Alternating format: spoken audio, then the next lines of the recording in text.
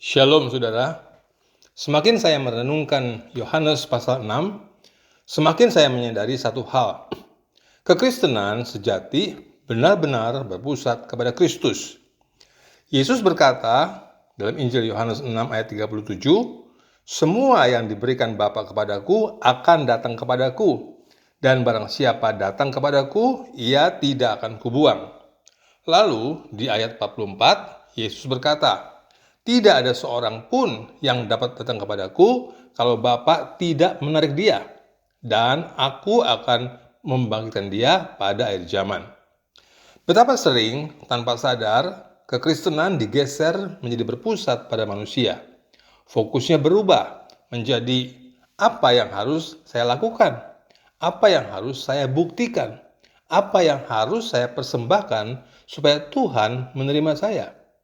Seolah-olah Tuhan baru menerima kita kalau kita cukup baik, cukup taat, cukup rohani.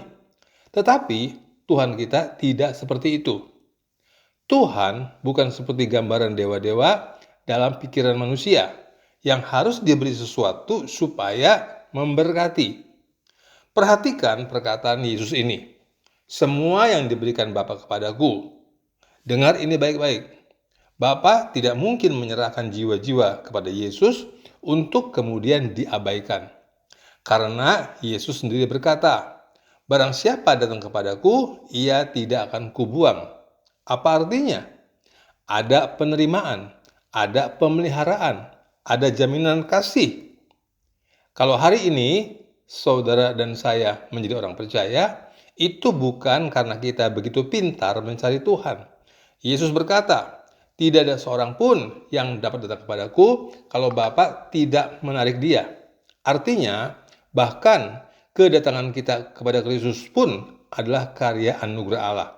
Dan Yesus berkata, "Aku akan membangkitkan dia pada akhir zaman." Saudara lihat, dari awal sampai akhir, semuanya berpusat kepada Tuhan.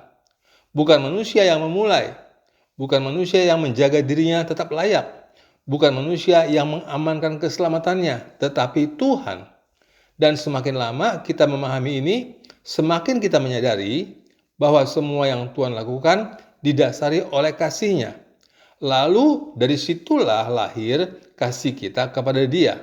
Bukan kasih karena tekanan agama, bukan karena takut dihukum, tetapi kasih yang lahir sebagai respon terhadap kasih Allah yang murni. Inilah Injil. Segalanya benar-benar berpusat kepada Kristus.